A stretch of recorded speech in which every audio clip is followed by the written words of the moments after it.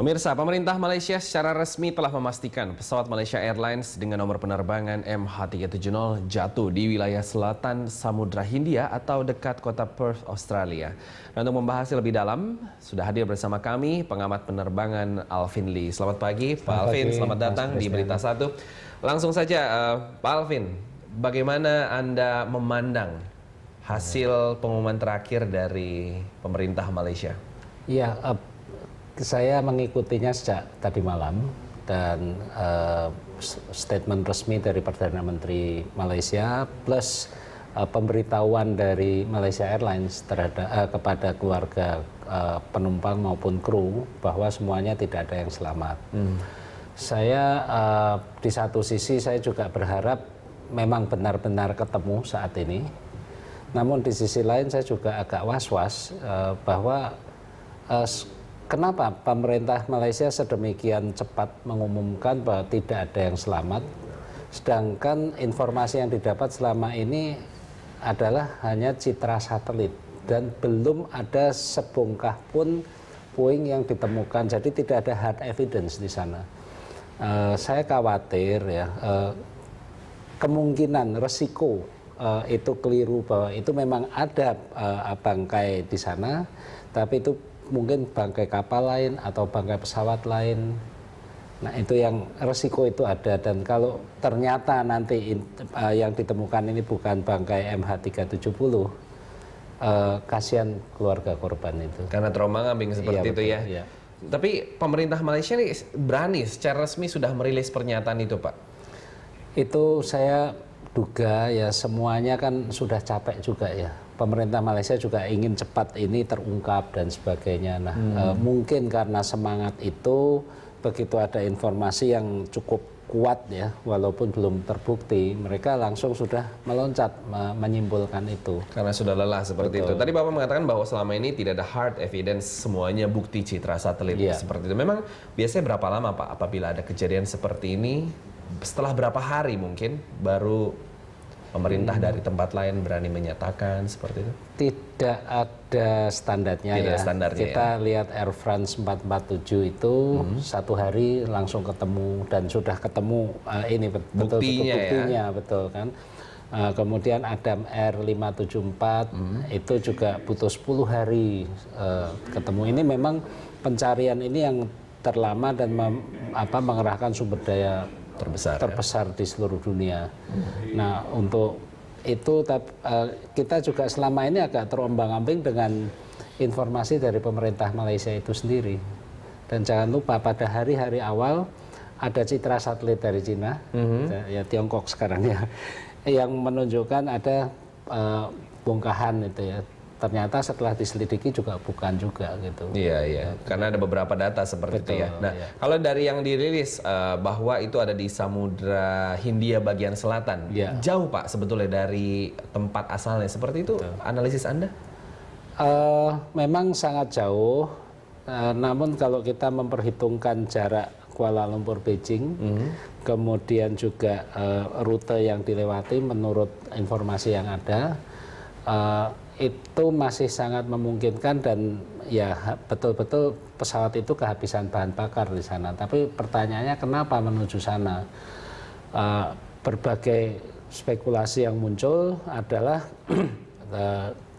versi pemerintah Malaysia bahwa pesawat itu dikendalikan oleh seseorang di dalam pesawat yang mahir mengendalikan pesawat tersebut.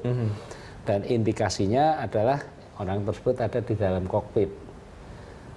Memang pergerakan pesawat aneh sih, sejak dari Malaysia naik ke 45.000 feet, yang mana pada posisi 45.000 feet itu apabila oksigen tidak diaktifkan, sangat mungkin penumpang yang di kabin itu semuanya pingsan semua. Kemudian turun ke 35, turun ke 24, turun lagi ke 12, naik lagi ke 35. Ini pergerakan yang tidak normal, bahwa apalagi turun ke 12.000 itu bukan level penerbangan yang aman standar Boeing itu. Seperti itu. Kita akan lanjutkan lagi dialog kita dalam segmen berikutnya. Pemirsa, tetaplah bersama kami di Jurnal Pagi. Kembali lagi di pembahasan penemuan lokasi MH370 dan bersama saya di sini Pak Alvin Lee. Pak Alvin, mengenai apa yang tadi kita sebut, penemuan sejauh ini bukti-bukti hanya citra satelit. Ya. Dan dengan demikian berarti kita harus benar-benar menunggu sampai ditemukan bukti hard evidence seperti yang Anda bilang? Ya, saya kira citra satelit itu adalah petunjuk awal. Petunjuk awal. Tapi bukti itu harus betul-betul ada ditemukan memang itu adalah betul pesawat MH370 itu, atau sebetulnya bukan MH370 itu kan nomor penerbangannya. Ya. Ini adalah 9M MRO itu dia. Nah, dari yang apa tadi Anda katakan juga bahwa jalurnya yang digunakan itu dari level ketinggian yang berbeda-beda, tidak biasa dan tidak umum serta tidak aman ya. Betul. Ini mengindikasikan bisa jadi ada kerusakan alat atau seperti apa begitu, Pak? Ada berbagai kemungkinan, ada yang menduga terjadi pembajakan ya, tapi ada juga kemungkinan terjadi malfunction atau tidak berfungsinya instrumen-instrumen navigasi, atau mungkin sistem listrik di dalam pesawat itu mati total sehingga instrumen tidak bisa berfungsi. Diandalkan ya. Dan kita ada kasus sebetulnya yang mirip itu, yaitu Adam Air yang sempat kehilangan arah dan nyasar ke Tambulaka. Pada saat itu harusnya dari Jakarta, kalau nggak salah ke Makassar, tapi karena kehilangan arah dan beruntung masih menemukan lapangan terbang Tambulaka. Nah, itu kejadian siang hari. Nah, kalau ini kejadian malam hari memang sulit, walaupun di dalam kokpit itu tetap ada mechanical compass ya yang tidak membutuhkan listrik itu. Nah, berkaitan juga dengan ada yang mengatakan bahwa kalau memang benar, jika benar itu terdapat di Samudra Hindia bagian selatan, mungkinkah sebetulnya titik jatuhnya itu di tempat lain karena ada arus laut seperti itu? Sangat mungkin karena itu adalah lautan lepas ya, dan arusnya juga cukup kuat.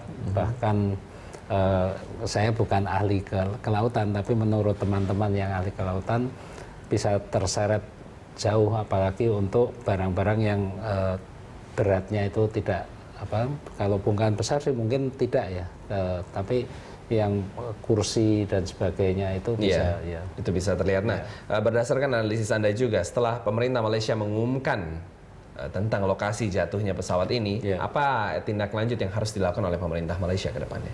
Saya kira yang pertama adalah membuktikan bahwa benar-benar itu adalah pesawat 9M MRO itu. Pastikan itu benar. Nah, kemudian yang berikutnya adalah mencari black box ya, cockpit voice recorder maupun flight data recorder, dan kita berharap data-datanya masih dapat dibaca. Walaupun mungkin sudah tidak terlalu akurat, apalagi kalau di dalam pesawat itu listriknya sudah mati berjam-jam, berarti dia tidak berfungsi selama berjam-jam kan. Nah, itu yang saya kira berikutnya adalah mencoba menemukan ini apakah ada penumpang maupun awak pesawat yang masih selamat itu.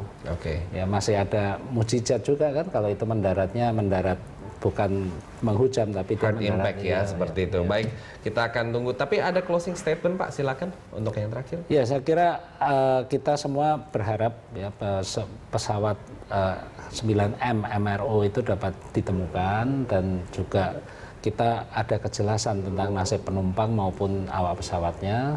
Simpati kami kepada keluarga itu.